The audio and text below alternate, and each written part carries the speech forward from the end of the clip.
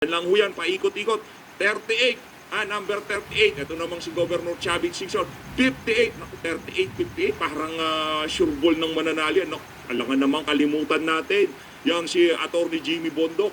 Number 10 ho yan sa balota. Siyempre naman, itong si Senator Christopher Bongo, 28 ho ang number niyan sa balota. No? Ang susunod ho dyan, siyempre si Atty.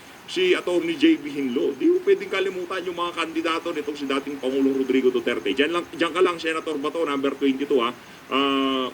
Pasadahan lang ho natin itong mga maiinit na balita ngayon. Ito, remember this, Sen. Gatchalian and Tolentino supported the removal of FPRRD and VP Sara from the National Security Council. Zero vote for them.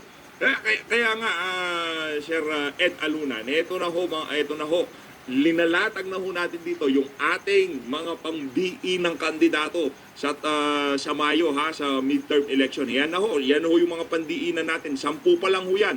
Kung meron pang kamay na itataas si dating Pangulong Rodrigo Duterte, idadagdag ho natin dyan. Ayaw ho nating pangunahan. Siyempre, sumusunod ho tayo sa kagustuhan ni Tatay Digong. Kasi naniniwala ho tayo na yung si Tatay Dig, siya lang ho ang merong sinserong